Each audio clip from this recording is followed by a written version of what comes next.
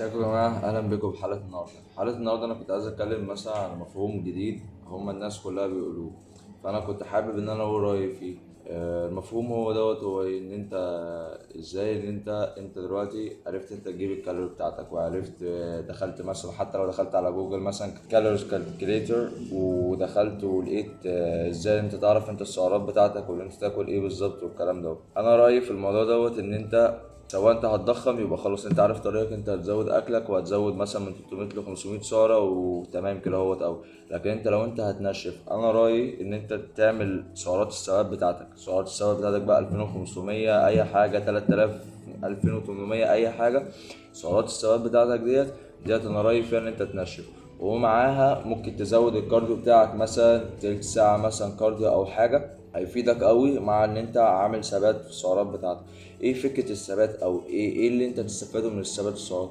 ثبات السعرات هو هيفيدك في كذا حاجة. ان انت اولا انت طبعا انت بتخس، ان انت بتعمل كارديو وبتتمرن وكل حاجة تمام، وفي نفس الوقت برضو انت بتزيد عضلات، لان انت عايز تعمل الاتنين مع بعض. حاجتين مع بعض هي ما فيش اي حاجة بتنفع تعملها غير الثبات السعرات. لو انت مبتدئ ودوت اول شهر ليك تمام، بس انا شايف برضك لا، سعرات الثبات بتاعتك سواء انت مبتدئ او لا، لو انت حتى لو انت حابب ان انت من غير ما تحسب سعراتك من الكالوري بتاعتك وكل دوت، ان انت تاكل تمام، كل تمام، بس على الاقل الاكل بتاعك يكون انت بتدخله ده كله اكل نضيف، كله اكل صحي، كله اكل جميل، ما فيهوش اي حاجه زيوت سكر، الكلام ده كله.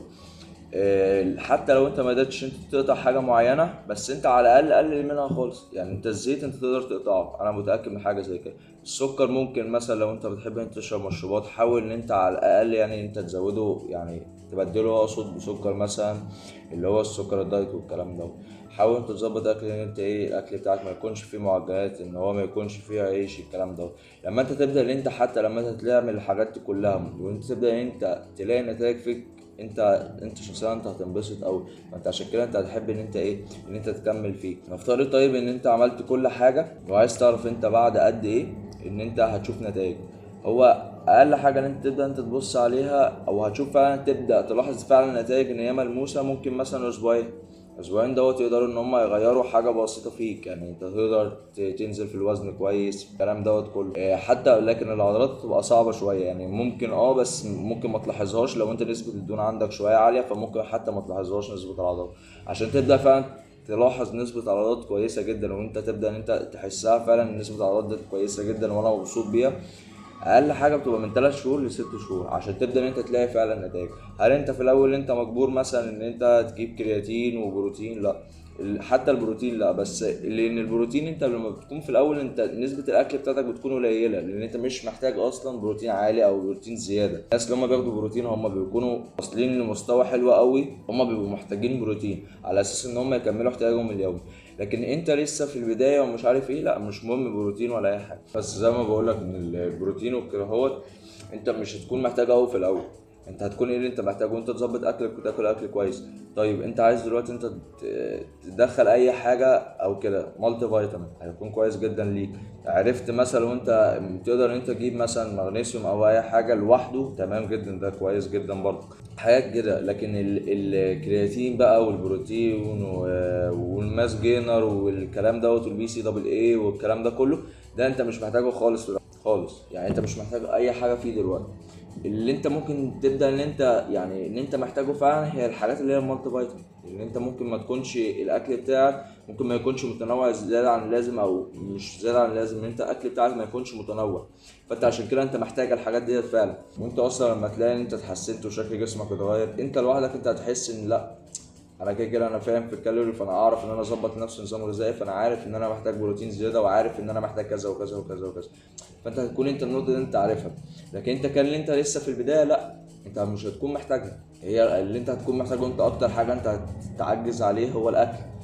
الاكل مع التمرين اللي كويس، وان انت تتعلم ازاي انت تقدر توصل للفيلير، وتتعلم ازاي ان انت تقدر تعمل شده عضليه كويسه وان انت تحاول ان انت تزود على نفسك الاحمال يعني والاحمال البدنيه. حتى لو انت كنت لعيب كوره او الكلام دوت وعرفت تدمج ما بين ده كله، انت بعد كده مع الوقت انت هتحس لا، انا فاهم، انا اقدر ان انا عارف ان انا محتاج كذا وكذا وكذا وكذا وكذا. لو انت برضك مش عارف الموضوع بتاع النظام الغذائي، بعد لما انت تعرف ان السعرات بتاعتك مثلا 2500، فانت هتمشي على مضمون ايه، انت هتثبت سعراتك عشان خاطر ولا يعني انت هتزيد برضك في الوزن، وفي نفس الوقت هتقل دهون. هتزيد في الوزن ايه، عضلات صافي، وهتقل نفس الوقت ايه، دهون. طيب انت دلوقتي عرفت انت تعمل كده اهوت، ازاي انت تقدر تقسم الحاجات ديت، ان انت تقسم البروتين والكارب والفات. انا ماشي بحاجه، البروتين 40%، الكارب 30%، الفات 30%. دي انا طريقتي، انا ما بحبش ازود البروتين اكتر من كده، لان البروتين اساسا لما انت تيجي تزوده، هو كل جرام اساسا بروتين بيبقى فيه 4 كالوري، فانت دوت انت هتقيس على كل حاجه زي كده. حلو.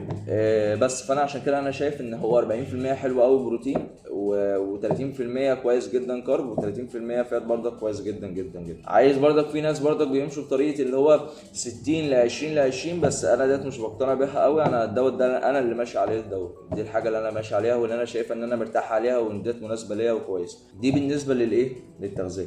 بالنسبه للجيم، زي ما انا لسه قايل لك، ان انت تتعلم ازاي انت توصل للفيلم، تعلم ان انت مثلا انت عارف انت اما انت بتلعب صح، يبقى انت هتحس ان العضله بتاعتك ان هي بتحرقك او حاجه، او فيها سخونيه او حاجه.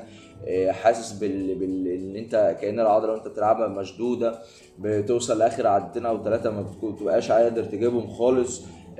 حتى ما تقدرش انت توصل انت تعمل ربع عده زياده. الكلام دوت هو ده انت تقدر تعمله في الجيم. اما بقى النظام الغذائي، انت نظام التمرين، ان انت تحاول تدور على نظام تمرين انت مناسب ليك، انت على اللايف ستايل بتاعك في الاسبوع عامه. انت دلوقتي انت مرتاح على الابر واللور مثلا يومين، خلاص تمام. 3 بوش بول ليج، تمام. هتشتغل على بروس بليت، تمام. ارنولد سبليت، تمام. زي ما انت عارف ان دوت كله انت بتظبطه على حسب اللايف ستايل بتاعك. انت طالب مثلا، راجل بتشتغل، مش عارف ايه، اي حاجه، وبنت نفس الفكره برضه. بس فهو دوت على متى لو انت مثلا اخترت اي نظام تمرين، تمام، امشي عليه كويس والدنيا تمام. لو انت مثلا ما عندكش اي حد جيم مثلا، مدرب او حاجه، ان هو يقدر يقول لك انت تعمل ايه في النظام دوت، التمرين دوت، ونظام التمرين دوت، ونظام التمرين دوت، خلاص انت هتستنى معايا، هتعمد معايا ان انا كده كده هنزل فيديوهات بعد كده على طول، ان انت ازاي انت تعرف تعمل نظام مثلا تمرين بوش بول ليج، ابر ولور، بروس بليت، ارم سبليت، اي حاجه من ديت على حسب اللايف ستايل بتاعك. بس فهو ده اللي انا هبدا ان انا ايه، ان انا هعمله في الفتره الجايه. انا شايف ان انا كده تقريبا جمعت كل حاجه انت تقدر تعملها في الجيم، وان انت لو جديد تقدر انت تشتغل فيها كويس، وان انت تكون فاهم في كل حاجه. اهم حاجه بقى من كل اللي انا قلته ده، وانا لازم اسيبها في الاخر عشان اقولها، التسخين، وان انت بتعمل كمان استطالات ستريتش بعد التمرين. دي اهم حاجتين، اهم من التمرين نفسه، اهم من الاكل نفسه. الاستريتش بعد التمرين اللي هو بتعتمد على اسمها تمارين ثبات. تمارين الثبات دي ايه اللي بتفيدك؟ تمارين الثبات دي بتفيدك في ان انت بتريح العضله، بترجع العضله في مكانها، كانك مثلا انت لان انت بتعمل استطاله، انقباض واستطاله للعضله، فانت بترجع العضله لمكانها كانها كده هوت، لو انت عايز تفهمها بالطريقه دي. بس فده الاسترتش، هو دوت بيخلي ان جسمك يكون هو مرتاح بعد التمرين، يكون مرتاح، عشان كده تاني يوم هتلاقي جسمك مش وجعك زي ما انت مش عامل استرتش بعد التمرين. طب تمام. ايه التسخين كمان، ايه اللي هو قبل التمرين، ان هو هيفيدك في ايه؟ طبعا انت اكيد عارف تمرين التسخين اللي هو قبل التمرين دوت هيفيدك في ان انت بتسخن مفاصلك وعضلاتك، كل حاجه، ان انت داخل تتمرن عشان ما تعورش وتصاب. بس انت تعمل مثلا الكارديو، لا الكارديو على طول معروف طول عمره الكارديو بيتعمل بعد التمرين، ما ينفعش تعمله قبل التمرين لان انت هتكون تعبان. في ناس بيعملوه قبل التمرين بس مش قبل التمرين على طول، لا. هو مثلا واحد بيعمل مثلا الكارديو بتاعه اول مثلا ما يصحى الصبح بدري، او بعد لما مثلا ياكل بعدها بساعتين، الكارديو بتاعه بعدها بالليل بياخد تمرينة الجيم بتاعته. ده المفروض ان هو يحصل، تمام. لكن ان انت تتمرن، ان انت تتمرن كارديو قبل التمرين بتاعتك الجيم، لا على طول لا. هو لازم بعديها، عشان انت جسمك وعقلك اصلا مش هيقدر ان هو يخش، مش هيقدر ان هو يبوش اعلى حاجه يقدر يعملها. بس وغير كده كمان انت اساسا انت مش هتجيب، انت مش هتخش، مش هتقدر تعمل اي حاجه، ولا هتقدر تشيل اي اوزان من اللي انت متعود عليها. فانا يعني هو دوت اللي انا تقريبا انا يعني جمعت كل حاجه تبع الجيم. لو انت لسه في البدايه، ان انت تفهم انت تعمل ايه بالظبط، وان انت تبدا ازاي، والدنيا تمشي معاك ازاي. ملحوظه برضك حابب ان انا اقولها، ان انت لو لعيب مش كمال اجسام، تقريبا 40% او 50% كمان من التمارين انت بتلعبها في الجيم مش هي اللي انت المفروض تلعبها. انت لو لعيب مثلا اي رياضه من الفنون القتاليه، مثلا لعيب مثلا كره قدم، اي حاجه تانية غير ان انت مالكش دعوه بالكمال الاجسام، تبقى تمرينك مش هتختلف، بس تمارينك في حاجات هتشيلها وفي حاجات هتحطها. او ممكن نظام التمرين نفسه حلو. اي حاجه لو مثلا اخترنا بنش بريس، انت ممكن تلعبه بطريقه وانا ممكن العبه بطريقه، بس انا وانت بنشتغل نفس العضله.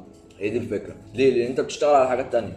انت بتشتغل على التحمل، بتشتغل على النفس، بتشتغل العضله ان هي تقدر تبوش معاك اخر وقت ممكن، ان هي تقدر تستحمل معاك اخر وقت ممكن في الماتش مثلا او في اي حاجه. فانت عشان كده انت لازم تدخل حاجات زياده. لعيب كمال الاجسام القوه عنده، القوه العضليه عنده مش هتبقى كبيره زي مثلا لعيب فنون قتاليه. القوه العضليه طبعا عنده هو هيكون اكبر بكتير لعيب فنون القتاليه. بس فانت عشان كده انت شوف الاول، انت الاول تحدد هدفك، وبعد كده ساعتها بقى ان انت تختار، انت هتشوف انت هتعمل ايه بالظبط وايه الصح ليك انت، مش لاي حد تاني. في الاول انت في الاول في الجيم ما تحاولش انت تبص، انت مثلا انت عندك مشكله مثلا انت شايف ان انت الباي عندك صغيره، فانت لا انت عايز تكبرها، فانت هتعمل مش عارف. لا يعني الكلام دوت لما انت تكون بقالك حبه، فانت خلاص انت بدات، انت شايف فعلا تقسيمه جسمك كويس جدا وواضحه ليك كويس جدا، ان انت تقدر تحدد، ان انت تقدر تحدد ايه، تقدر تحدد ان انا عندي الباي لا 1 2 3 قليله، فانا محتاج اعمل كذا كذا كذا. عندي مش عارف الرجل برضك محتاج ان انا ازود عليه. الموضوع برضك اللي هو تمرينة الرجل، لا تمرينة الرجل عضله زي اي عضله. انت لعبت تمرينة البنش مره في الاسبوع، يبقى هتلعب الرجل مره في الاسبوع. تمرين اي حاجه زي كده ما تحطش في بالك، لان انت حاول تنبسط وانت بتلعب.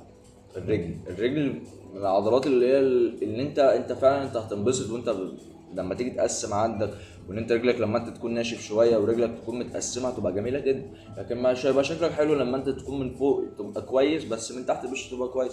فانت مالكش دعوه بالكلام دوت. يعني انت شايف ان كل الناس مش عايزين تمرينة الرجل، لا انت حابب تمرينة الرجل وبقى تلعبها خلاص الموضوع خلص.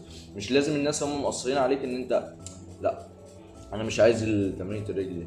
بس وانا رايي برضك في حاجه برضك، ان انت من تعاملك مثلا مع الناس في الجيم وكده، حتى لو حد انت هو عامل فورمه وكل حاجه، ما تاخدش معلومه من حد انت مش واثق ان هو مدرب او هو فعلا واحد فاهم في المجال. مش اي حد عمل عضلات يبقى معناه ان هو فاهم في المجال، لا. العضلات بتتعمل ازاي؟ حتى لو انت بتلعب غلط او صح، العضلات بتتعمل ازاي؟ انت بتحط ضغط عليها فبتكبر، شكرا الموضوع خلص. لكن انت في الاساس انت فعلا بتتمرن صح وكل حاجه صح، مش كله هتلعبه صح ومش كله برضك فاهم. مش اي حد برضه عمل عضلات يبقى معناه ان هو فاهم في اي حاجه. وهو لما يقول اي حاجه خلاص يبقى انا همشي وراه خلاص الموضوع خلص، لا. ما ينفعش. ما هو ممكن يكون عامل عضلات عادي والدنيا حلوه معاه وكده، بس هو مش فاهم. مش شرط هو مش فاهم. فانت لو انت اسمع من حد فعلا مدرب. يعني مثلا مدرب في الجيم ده ممكن تسمع منه، بس انت برضك انت عندك دماغ. مش اي حد يجي يقول لك اي حاجه وانت ما اقتنعتش تروح تعملها، ما لا. اتكلم معاه وقاوح. انت عشان انت لازم تفهم. اقتنعت خلاص ماشي روح واعملها، ما اقتنعتش خلاص ما تعملهاش. الموضوع سهل مش صعب. فانا اللي انا عايز اقوله لك، انت مش اي حاجه ان انت تسمعها يبقى انت هي ذات اللي لازم تحصل، لا. بس انا كده لميت لك كل حاجه موجوده تقدر تفهمها في الجيم. ما تنساش بقى ان انت تروق عليا بقى في الحاجات اللي تحت، اللايك بقى والسبسكرايب والكومنتات بقى الجميله، ان انت تحاول انت تدعمني وتشجعني باللي انا بعمله. شايف فعلا ان انا استفدت يعني وكده. بس شكرا.